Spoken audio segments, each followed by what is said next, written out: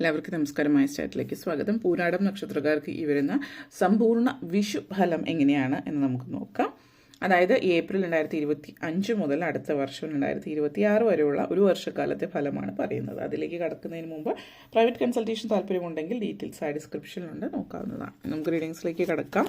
പൂരാടം നക്ഷത്രക്കാർക്ക് ഒരു വർഷക്കാലത്തെ സമ്പൂർണ്ണ വിഷു ഫലമാണ് നമ്മളിവിടെ പറയുന്നത്.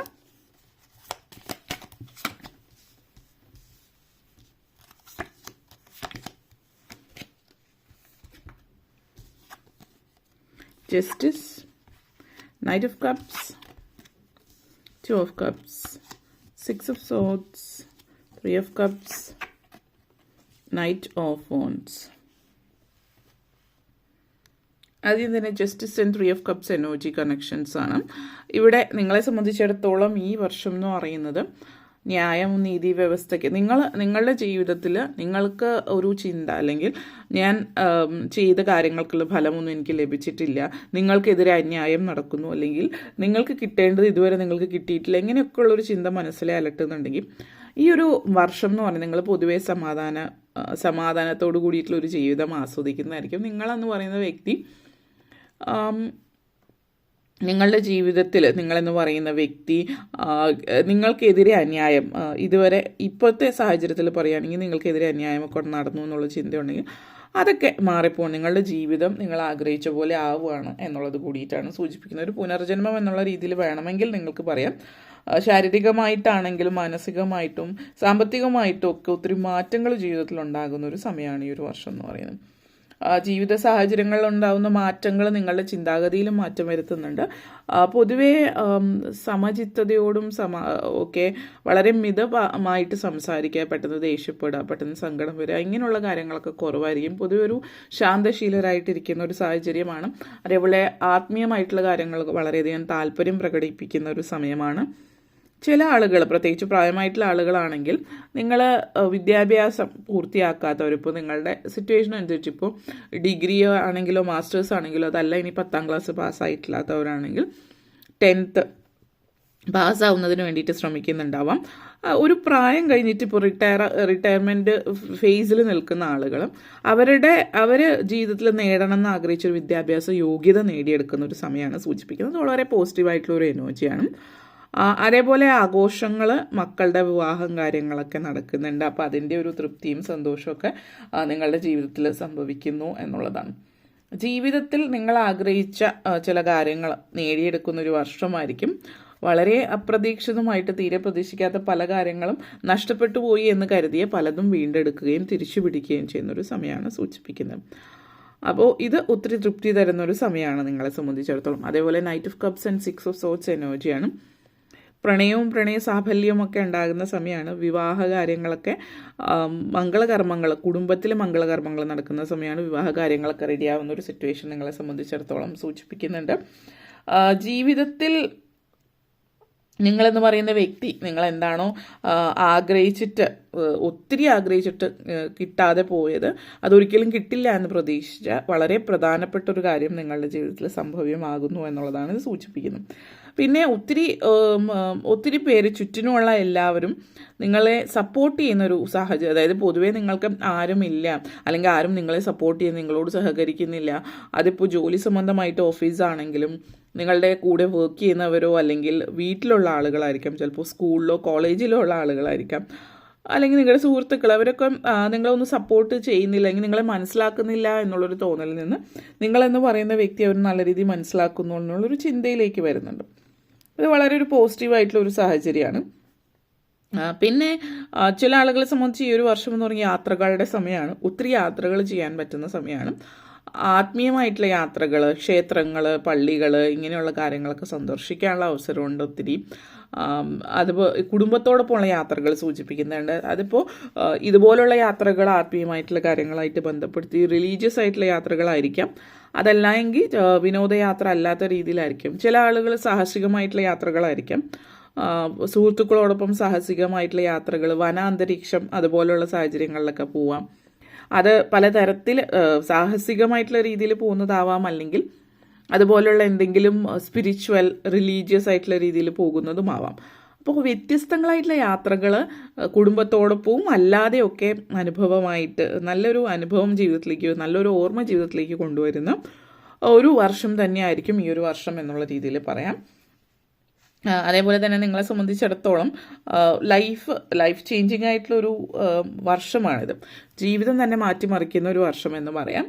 അപ്പോൾ പലരും ജീവിതത്തിൽ ഒരു ട്രാൻസ്ഫോർമേഷൻ എന്ന് പറയുന്ന ഒരു സമയമാണ്. അപ്പോൾ ഈ ഒരു സമയം നിങ്ങളുടെ ജീവിതത്തിൽ നിങ്ങളുടെ ചിന്താഗതികളിൽ മാറ്റം വരാം. ബിലീഫ് സിസ്റ്റത്തിൽ നിങ്ങൾ വിശ്വസിക്കുന്ന ദൈവം, ചില ആളുകൾ മതം മാറുന്നതോ അല്ലെങ്കിൽ നിരീശ്വരവാദി ആവുന്നുണ്ടാവും, അല്ലെങ്കിൽ ചിലപ്പോൾ നിരീശ്വരവാദിയായിട്ടുള്ള ആളുകൾ ദൈവവിശ്വാസി ആവുന്നുണ്ടാവും. അപ്പോൾ അങ്ങനെയുള്ള മാറ്റങ്ങളാവാം.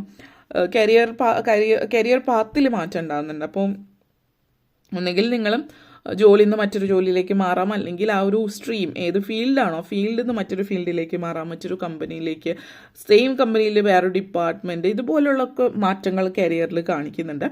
അതേപോലെ കരിയറിൽ ഉയർച്ചയും കാണിക്കുന്നുണ്ട്. ഇപ്പോൾ പ്രൊമോഷൻ ഇത്യാദി കാര്യങ്ങൾ, ശമ്പള വർധനം പോലുള്ള കാര്യങ്ങളൊക്കെ കാണിക്കുന്നുണ്ട്.